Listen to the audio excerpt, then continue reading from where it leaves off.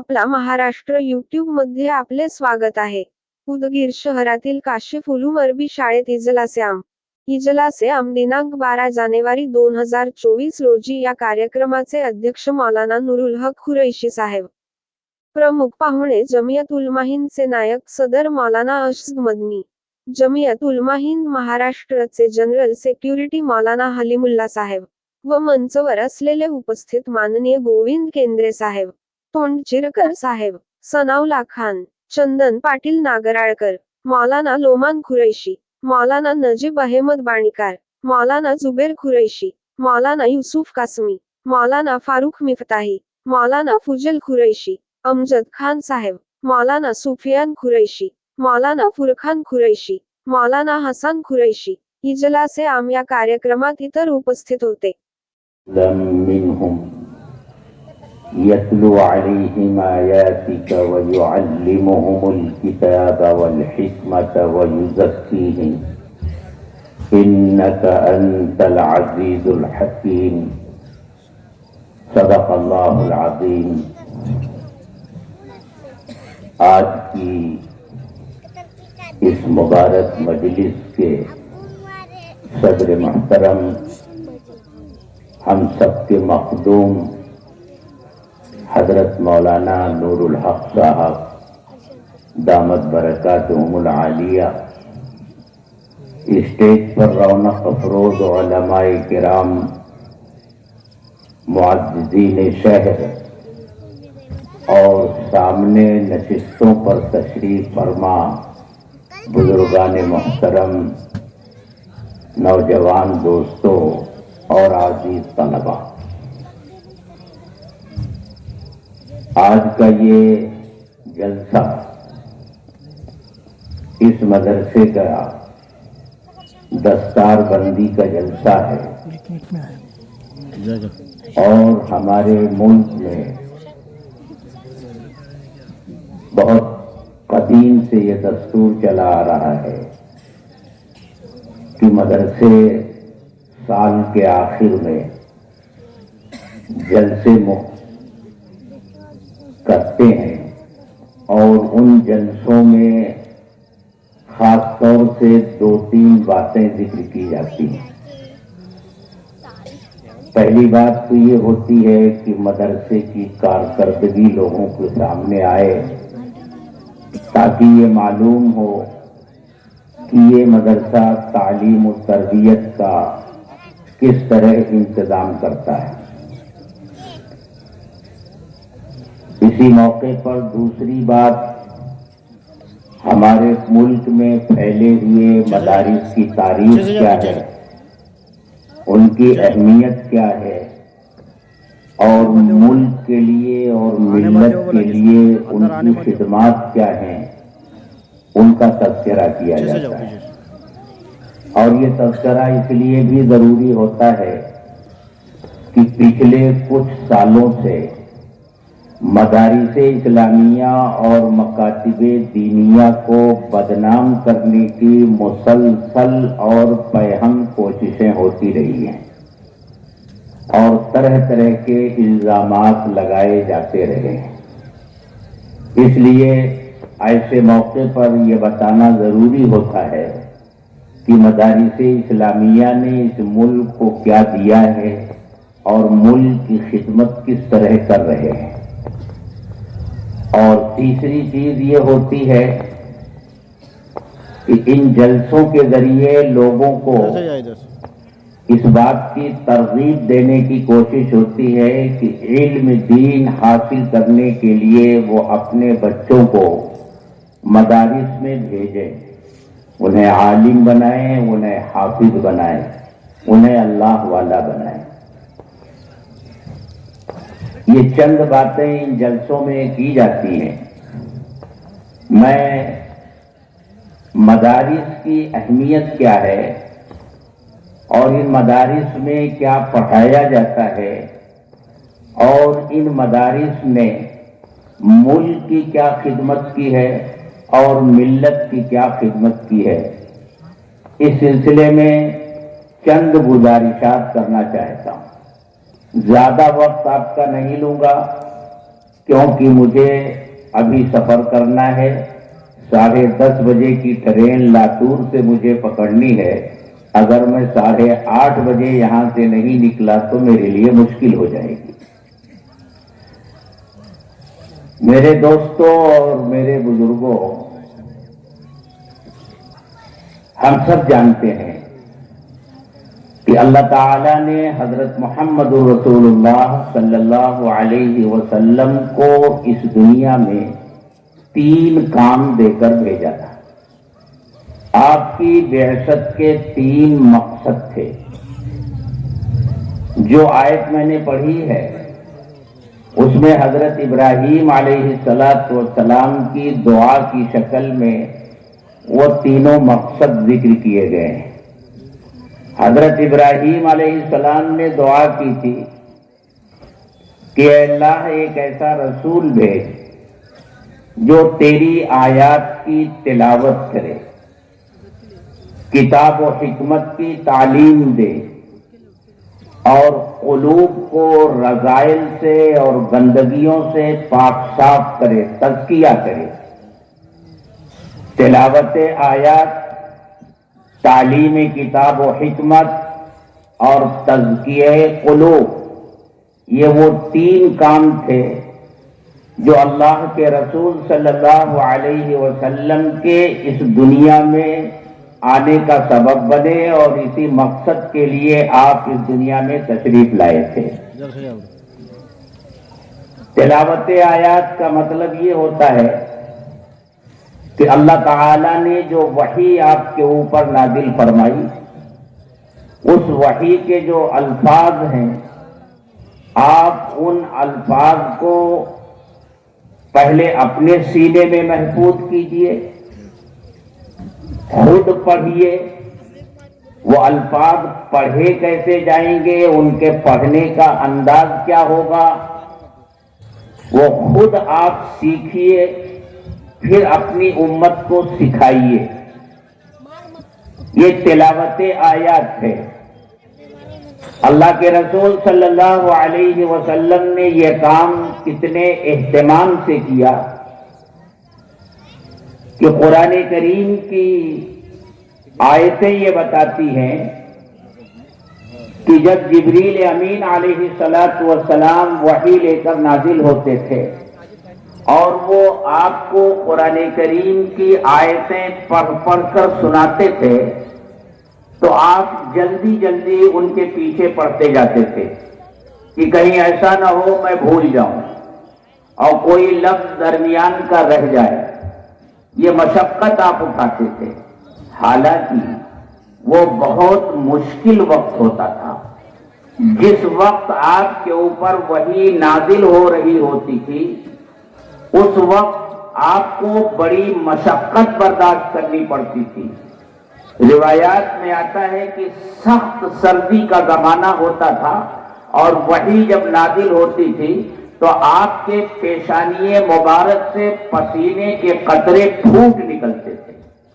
अगर आप किसी जानवर सवारी के ऊपर बैठे हुए होते थे, अपनी कस्वा ऊंटनी के ऊपर बैठे होते थे, जो बड़ी ताकतवर ऊंटनी थी, लेकिन जब वही नाजिल होती थी तो वो भी जमीन पर बैठ जाती थी और अपना सर जमीन पर रख देती थी। इतनी मशक्कत होती थी उस वही को बर्दाश्त करने में। ऐसी मशक्कत की हालत में भी अल्लाह के रसूल सल्लल्लाहु अलैहि वसल्लम जिब्रील अमीन अलैहिस्सलातु वस्सलाम के पीछे पढ़ते जा रहे हैं, मुसलसल पढ़ते जा रहे हैं। मशक्कत के सिलसिले में याद आया, हजरत ज़ैद इब्न साबित रज़ियल्लाहु ताला अन्हु मशहूर सहाबी हैं कि जब कोई वही नाजिल हो। अम्मा बाद, मेरे मोहतरम बुजुर्गों और भाइयों, आज हजरत मौलाना नूरुल हक साहब और उनके भाई, उनके साहबजादगान, उनके मुतवस्सिलीन سب کے درمیان میں آ کر مجھ کو انتہائی خوشی اور مسرت ہے۔ میں نے بھائی صاحب حضرت فدائے ملت رحمۃ اللہ علیہ کے زمانے میں حضرت قطب دکن حضرت مولانا عبدالغفور صاحب رحمۃ اللہ علیہ سے زیارت بھی کی تھی، ملاقات بھی کی تھی، اور حیدرآباد میں ایک پہاڑی پر بالکل ابتدا میں انہوں نے ایک خانقاہ بنائی تھی، کچھ بھی نہیں تھا وہاں، ہم لوگ پھیلے ہوئے تھے حیدرآباد شہر میں، تو حضرت مولانا علیہ الرحمہ تشریف لائے اور عشاء کے بعد بھائی صاحب علیہ الرحمہ اور مجھ کو وہاں لے کر گئے اور ایک رات وہاں گزاری، اور صبح کو پھر ہم لوگ دلی گئے۔ مجھ کو حضرت مولانا علیہ الرحمہ بھی یاد آ رہے ہیں، اور حضرت مولانا کے صاحبزادگان سے ملاقات کر کے بہت خوشی ہے۔ اللہ ہمارے اور آپ کے آنے کو قبول کر لے۔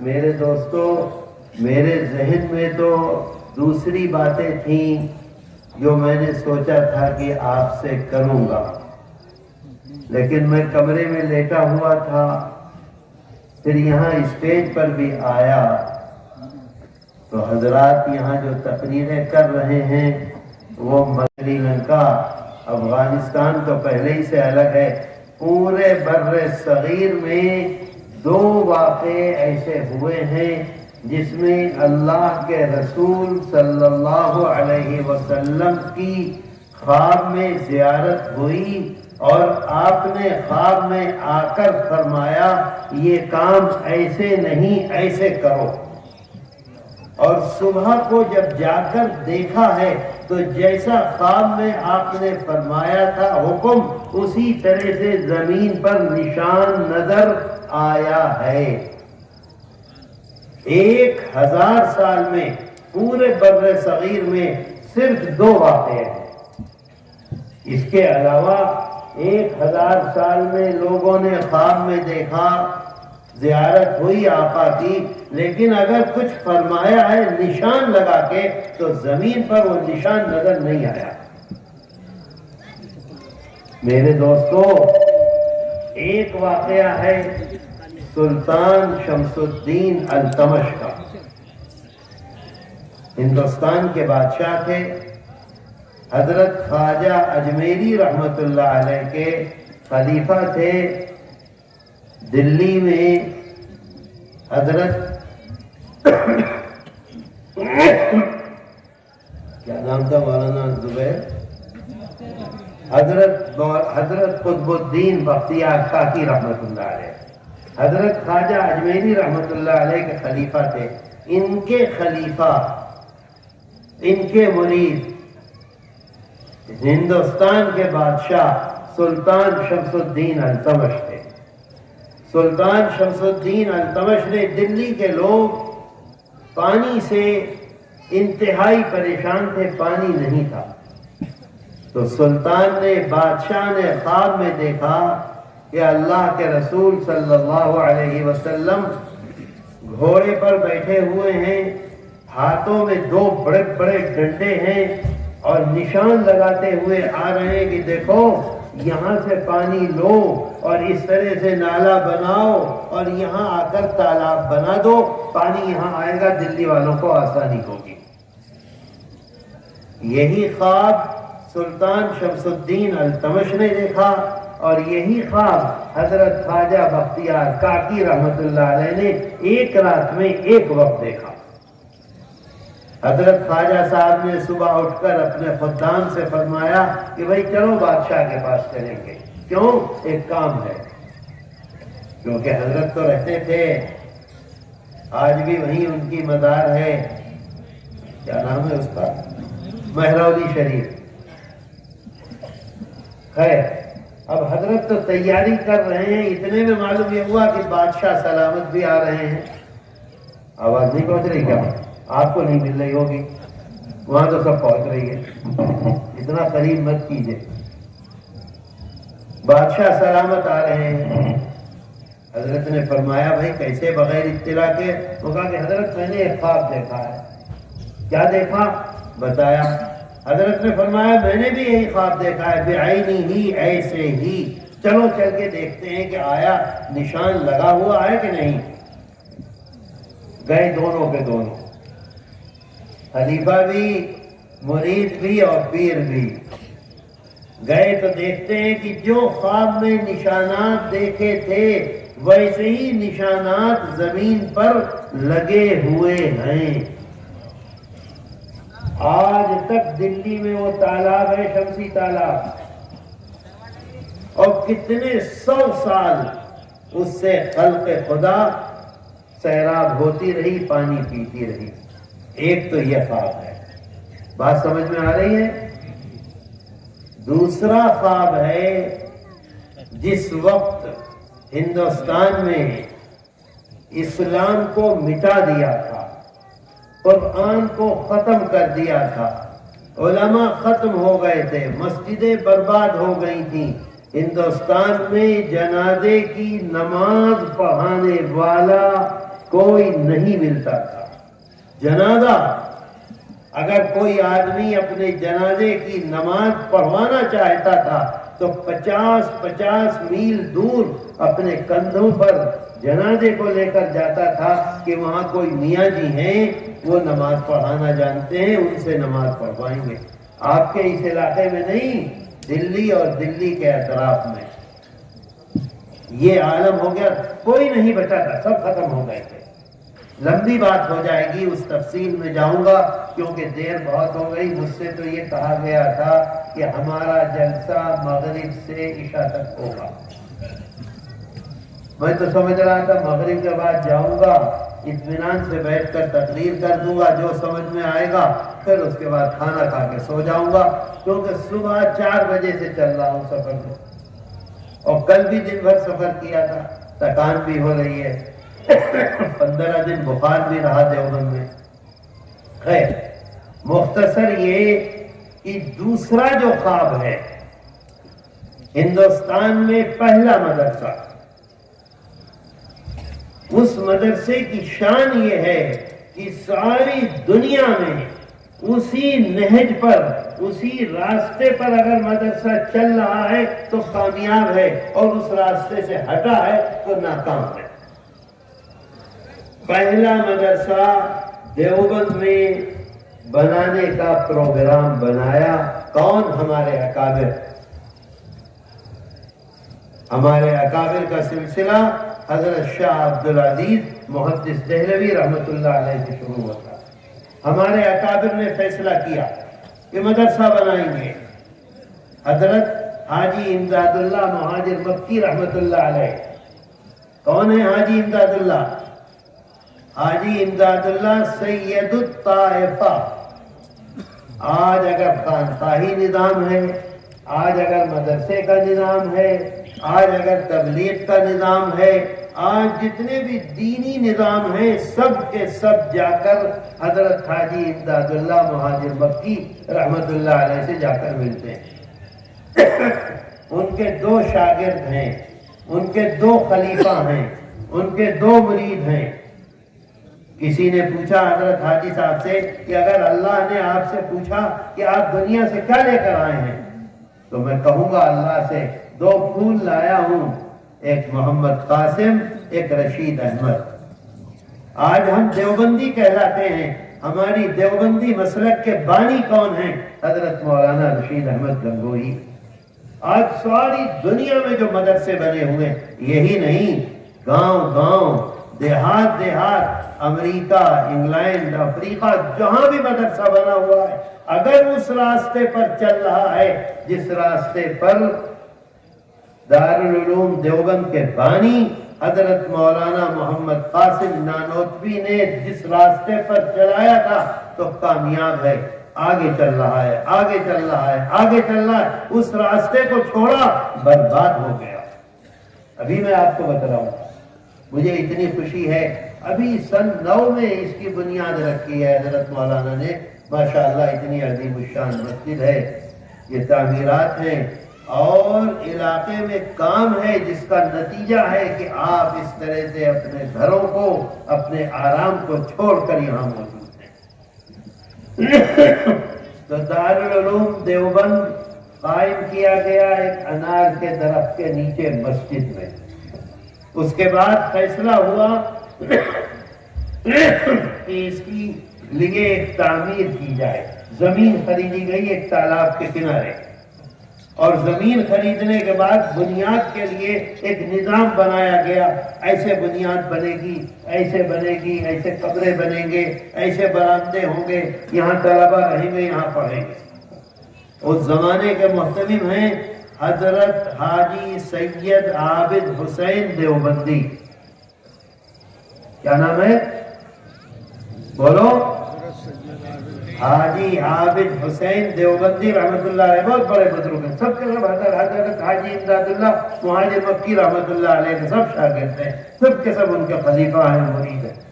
وہ محتمم ہیں، انہوں نے خواب میں دیکھا کہ اللہ کے رسول صلی اللہ علیہ وسلم تشریف لائے ہیں اور لا کر فرماتے ہیں کہ جس طرح سے تم نے بنیاد بنائی ہے ایسے نہیں، بلکہ ایسے کھودو، ایسے کھودو، ایسے کھودو، ایسے کھودو، یہاں کمرے بناؤ، یہاں برآمدہ بناؤ۔ حضرت حاجی صاحب کی آنکھ کھل گئی، خواب دیکھتے ہی آنکھ کھل گئی، آنکھ کھلی، ذہن میں وہ چیز، پتہ نہیں لالٹین کو یہاں کیا کہتے ہیں، لالٹین ہوتی ہے ہمارے ہاں قندیل الگ چیز ہوتی ہے، قندیل کو ایسے پکڑا جاتا ہے، لالٹین کو ایسے اٹھایا جاتا ہے۔ قندیل تو بہت اعلیٰ چیز ہے، غریب لوگ لالٹین ایسے پکڑتے ہیں۔ خیر، لالٹین لے کر حضرت حاجی صاحب اسی وقت تشریف لائے وہاں جہاں انہوں نے خواب میں دیکھا تھا کہ آقا نے نشان لگایا۔ جب یہاں تشریف لائے ہیں تو دیکھتے ہیں کہ جس طرح سے خواب میں دیکھا تھا ایسے ہی زمین پر نشان بنے ہوئے ہیں، اسی نشان پر دارالعلوم دیوبند کی بنیاد رکھی گئی۔ میرے دوستو، یہ سب مدرسے کون ہیں؟ ان کے والد کون تھے؟ بتاؤ مجھے۔ دارالعلوم دیوبند سے پڑھ کے آئے تھے، ان کے واسطے سے یہ سارا چل رہا ہے۔ سارے آپ دیکھیے، آپ آسام کے بارے میں اخبارات میں پڑھتے ہیں کہ نہیں پڑھتے کہ 300 مدرسے اسکول بن گئے، 500 مدرسے اسکول بن گئے، بتاؤ پڑھتے ہو کہ نہیں؟ کیا یہ مدرسے بنے ہیں اسکول؟ نہیں۔ دارالعلوم دیوبند کے بانی حضرت مولانا محمد قاسم نانوتوی رحمت اللہ علیہ نے اصول بنا دیے تھے، 8 اصول ہشتگانہ۔ جو آدمی اس اصول پر چلتے ہوئے مدرسہ چلائے گا وہ کامیاب ہوگا، اور جو ان اصولوں کو چھوڑ دے گا وہ ناکام ہو جائے گا۔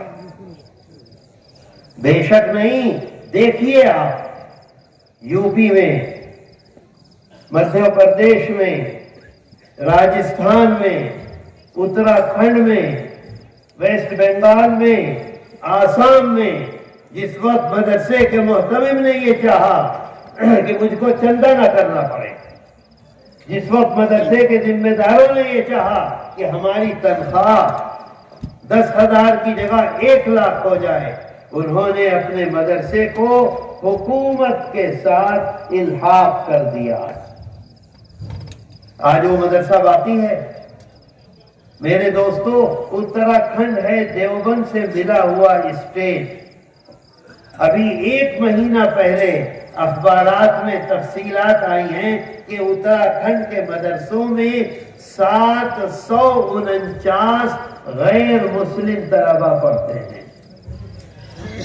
کیوں؟ صرف اس وجہ سے۔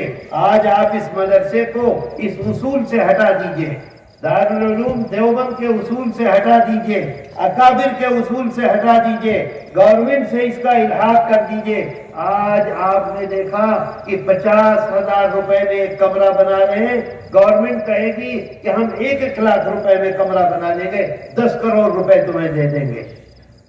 इन इमारतों का नाम नहीं है मदरसा, वो इखलास, वो लिल्लाहियत, वो अल्लाह के रसूल सल्लल्लाहु अलैहि वसल्लम की ज़ात अक़दस से मोहब्बत और ताल्लुक जो उस बुनियाद पर चल रहा है वही कामयाब, नहीं तो कामयाब नहीं है।